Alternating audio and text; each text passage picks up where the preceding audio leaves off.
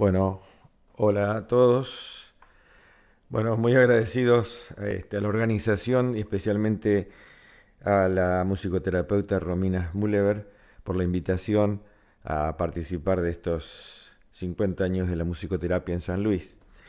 Yo estoy muy contento de ver las realizaciones en este caso, una ex alumna de la Universidad del Salvador, eh, realizaciones en este trabajo, en esta iniciativa y en tantos años de trabajo para lograr esto, ¿no?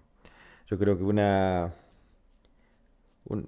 una institución, una escuela, aparte de estar formada por las paredes, también está formada por las ideas que conforman una dirección dentro de la educación y dentro, en este caso, de la musicoterapia.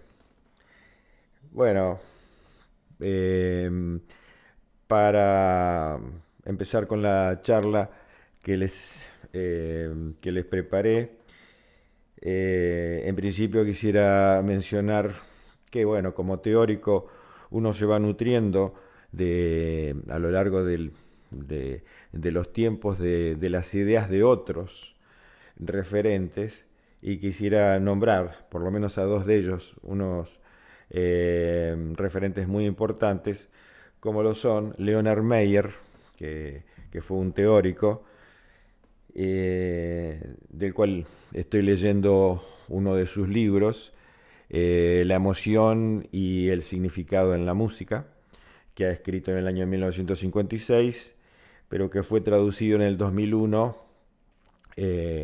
al español por un español eh, de apellido Turina.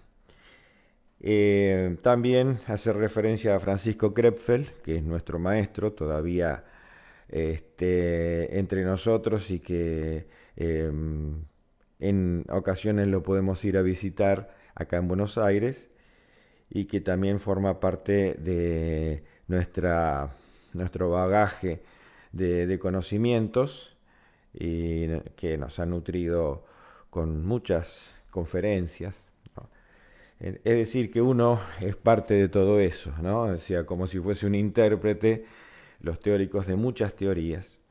Estas teorías que nos ocupan tienen que ver, por ejemplo, con la teoría de la información, la teoría de la Gestalt, este, y que dan también como resultado, en cuanto a la percepción fenoménica, ¿no? En estos campos es donde yo me manejo y es desde donde voy a tratar de decir algunas cosas teóricas.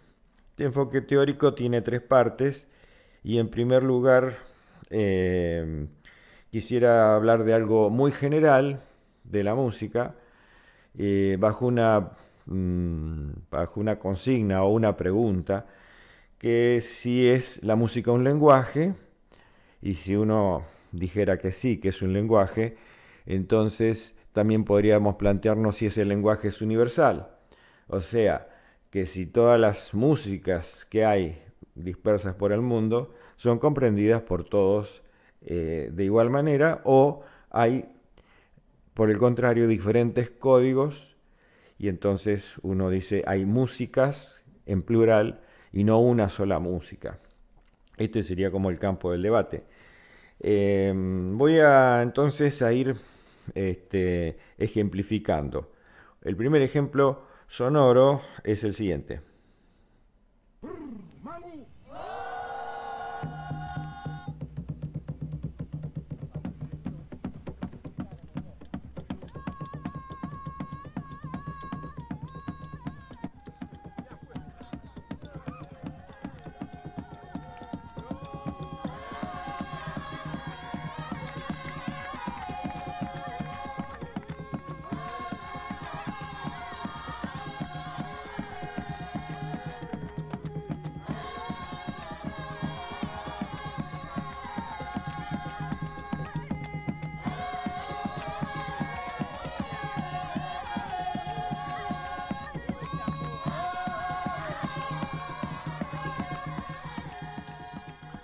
Bueno, bajo un poquito y lo dejo como de fondo.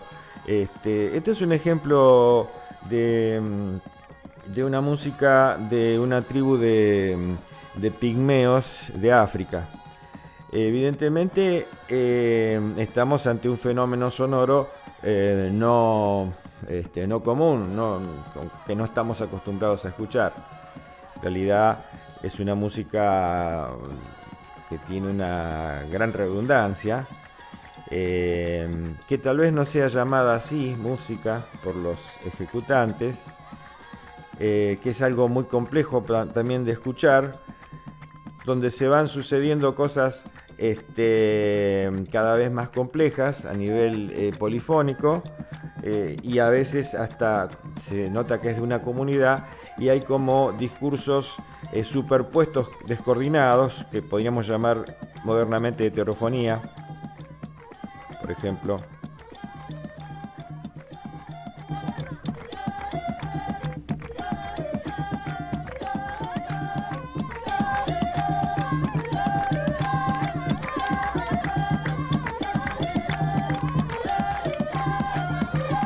Una comunidad que intervienen personas mayores, adultos y también niños, también instrumentos de percusión, y que también en esa repetición uno nota, si lo pasara todo el tiempo, que es una música muy larga en el tiempo, que puede llegar a durar horas, porque seguramente está formando parte de un ritual. Y entonces en ese caso no tiene características tan conocidas como las que nosotros apreciamos en las músicas. Por ejemplo, en el final, si pudiera acá pasarlo, también hay un final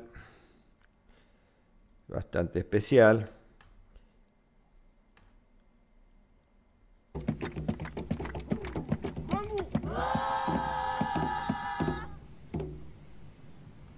¿No? Ahí termina el fragmento. Como ven, es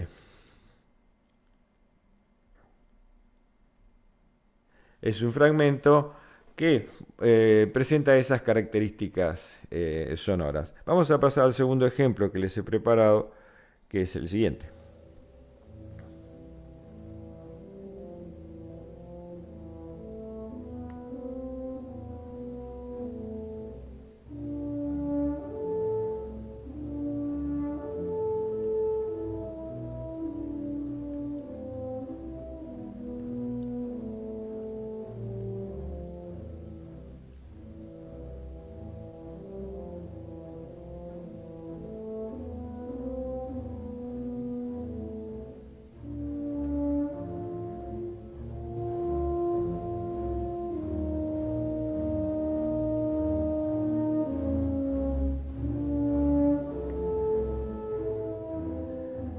Bueno, tal vez alguno de ustedes ya reconozca, se trata de la obra Cuadros de una exposición de Modesto Mussorgsky con la orquestación de Maurice Ravel.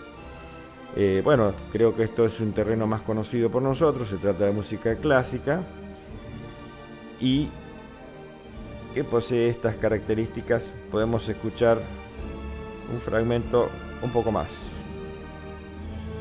lo que viene ahora.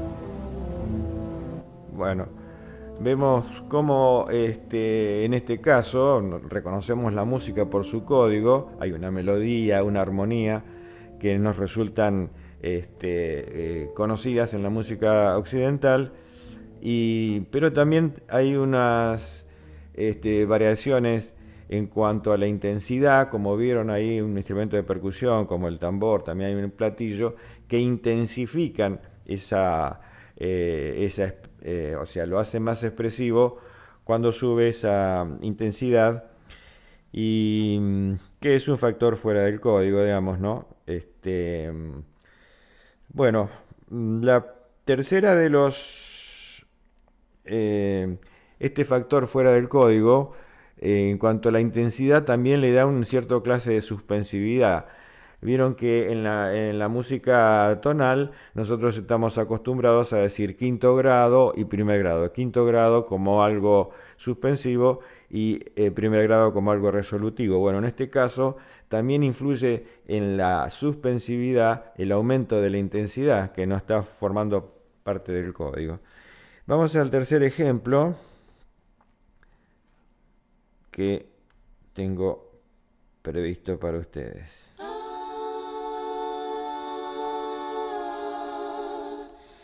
Because the world is round, it turns me on.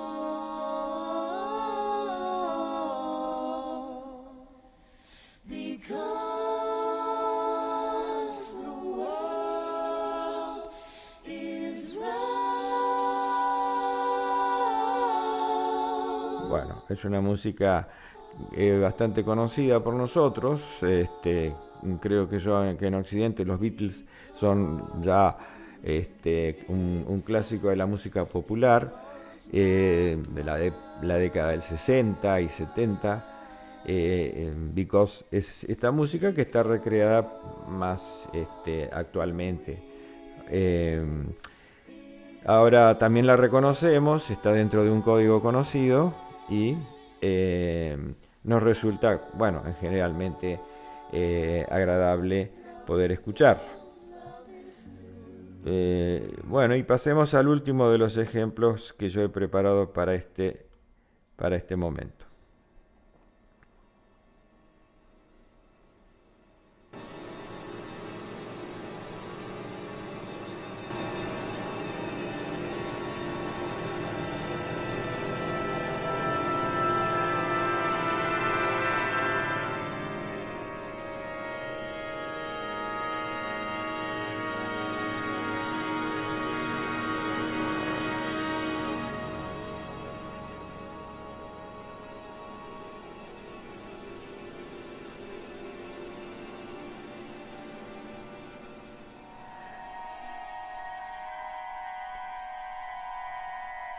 Esta música un poco extraña a a nuestras escuchas.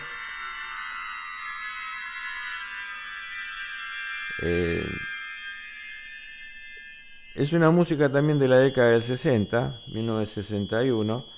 Se llama Atmósferas de Ligeti, Atmospheres.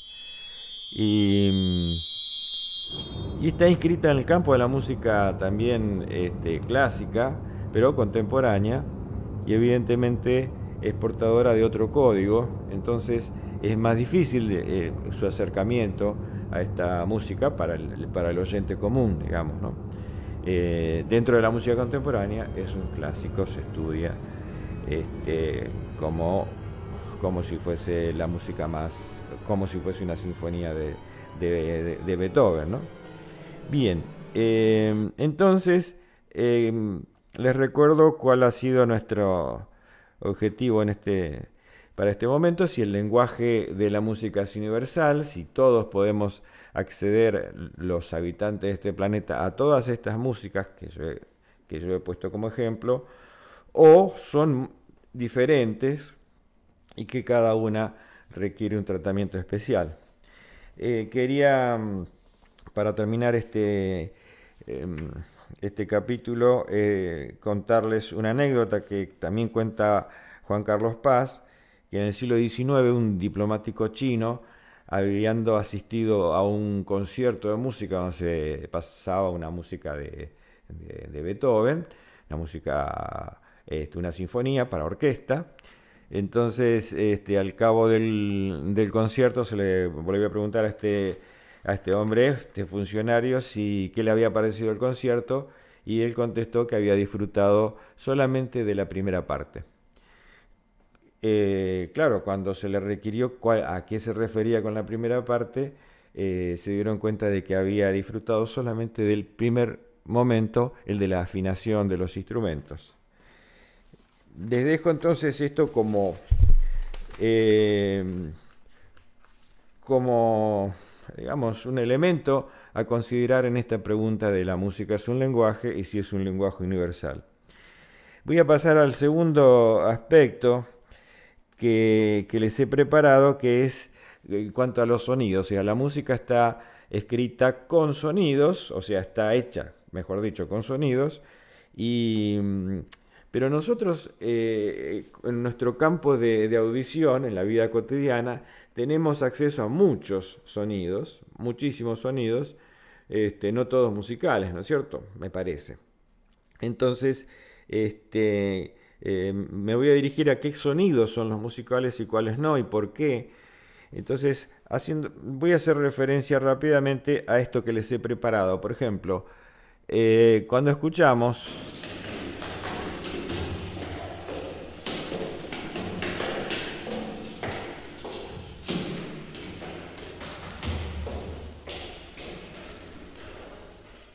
este sonido, nos damos cuenta, bueno, si se escuchó bien, no estoy seguro, que son pasos de alguien bajando una escalera o subiendo una escalera. También nosotros podemos agudizar nuestro sentido de audición diciendo que si es un hombre o una mujer, o si la escalera fuese de madera o de cemento. Que esto, más allá del chiste, eh, habla de que en la percepción uno va afinando el campo de la percepción y a ir discriminando sonidos de una manera muy precisa, ¿no? El oído humano fue aprendiendo, creo que fue una adquisición en el sistema perceptivo, a discriminar sonidos unos del otro, especialmente en el lenguaje. Cuando uno aprende a hablar idiomas, también está ahí discriminando sonidos y como en una alta gama, ¿no? de discriminación. Por ejemplo, en este caso,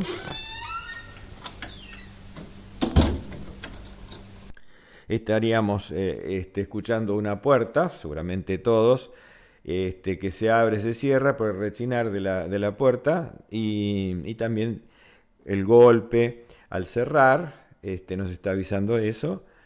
Y algunas llaves que se escuchan por ahí, o por ejemplo este sonido que es del viento y que, bueno, nos comunica, cada sonido nos está comunicando de algo, ¿no es cierto? En este caso, si se escuchara este sonido en este momento, diríamos, bueno, puede ser que haya una tormenta, puede ser que, no sé, bueno, tenga que cerrar la ventana, o sea, hay comunicación, hay un significado. Este sonido también nos comunica de un motor, supuestamente de un auto, incluso que en este momento se va alejando. Pero ¿qué pasa con este último sonido que les paso?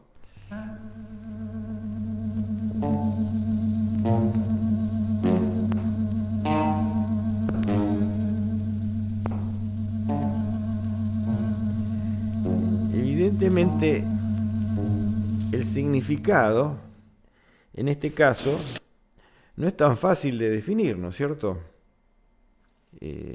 Nos deja, digamos, ¿por qué? Porque la imagen que uno puede eh, que uno puede tener con este último grupo de sonidos no es tan unívoca como en los ejemplos anteriores, en el ejemplo de los pasos, de la puerta, del viento, del trueno, del auto que arranca. ¿no es cierto? Y estos quiere decir que, bueno, que hay sonidos que nosotros escuchamos que tienen esa única dirección, que podemos llamar con cualidad referencial, hacen referencia a algo, y también otros sonidos en donde no hacen referencia a nada. Y que evidentemente estos últimos sonidos, que son los portadores de los instrumentos musicales, o sea, los instrumentos musicales portan esos sonidos justamente, creo que con eh, con buen criterio, no sé cómo llamarlo, porque si las músicas nos proveyeran de imágenes unívocas, no se estarían encerrando. En cambio, una música, cuando se escucha, nos deja librados a a nuestra imaginación de momentos que uno ha vivido, si es que reconoce esa música en el pasado, o imágenes que puedan surgir espontáneamente. Entonces, en este caso, se trata de esos sonidos sin cualidad referencial.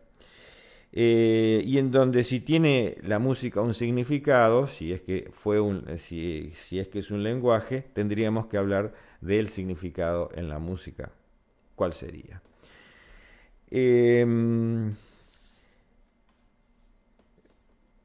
Creo que podríamos ahora pasar al último punto que trata de los sonidos y su función en la música, ¿no? Ya separamos que hay sonidos que están en la música y otros que no. Eh, Aunque bueno, está claro que en algunas músicas quisieron como hacer movimientos sonoros que imiten, ¿no? Sonidos de la naturaleza, etcétera. Digamos, hay músicas como algunas músicas de Pink Floyd que en donde intervienen directamente sonidos como un reloj, etcétera. Pero bueno, en el 90%, por decir algo, de la música se tratan de sonidos sin cualidad referencial. Si es así, entonces este sonido es un sonido sin cualidad referencial, salvo que la referencia diga es un piano. Pero la música es un sonido o es otra cosa. Esto es lo último que voy a decir. Si yo tocara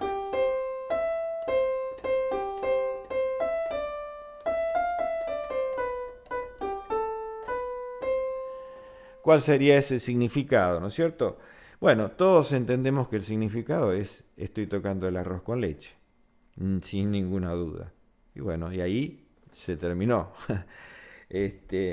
Pero bueno, uno diría, también yo podría hacer esto, en donde algo cambió y también seguimos reconociendo que es el arroz con leche o etcétera, o lo podría tocar en una guitarra o en una flauta, en una tuba o otros instrumentos que den esos sonidos y entonces estamos reconociendo otra vez el arroz con leche, siempre y cuando uno lo toque, ¿no? Es decir, que el sonido cumple una función de soporte de una otra cosa que nosotros consideramos música, por lo menos en la música tradicional, en la música del sistema tonal, que el sonido soporta la estructura arroz con leche. O sea, el arroz con leche es una estructura de intervalos de tiempo y en cuanto al ritmo y también intervalos de altura. Hay una cuarta, una tercera, etcétera.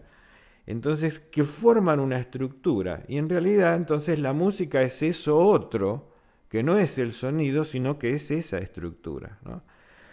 Y entonces, tal vez, por ese lado, habría que buscar el significado. Bueno, estamos ya en el fin de la exposición. Así que esto ha sido una charla introductoria que para ingresar al campo de la percepción musical, a estudiar ciertos factores, por ejemplo los que están fuera del código, como la intensidad, la velocidad o la zona del registro, que al estudiar, digamos, al analizar la música, todas las músicas, las tradicionales, las contemporáneas, con esos criterios fenoménicos, es como que nos damos cuenta de otra cosa que está existiendo en la música desde que la música es música.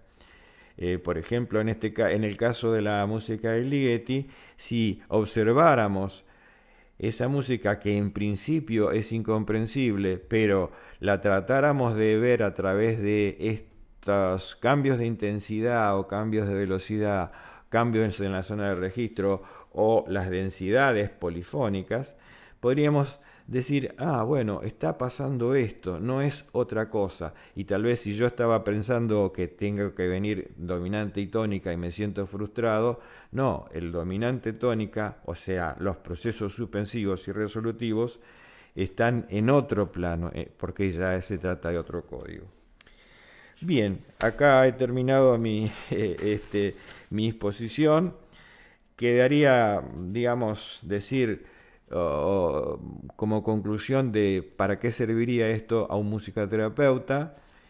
Siempre me lo he planteado y creo que estos conceptos fenoménicos, conceptos de la percepción, tanto sea para percibir como en la producción sonora, creo que son, ese es mi convencimiento, creo que son muy útiles para el musicoterapeuta en su sesión de musicoterapia, porque, digamos, los factores fuera del código, como la intensidad, etcétera, son factores muy fáciles de tratar, muy fáciles de llevar a cabo en una sesión, tanto sea con instrumentos convencionales, otros instrumentos convencionales como los de percusión, donde también son de fácil acceso de tocarlos.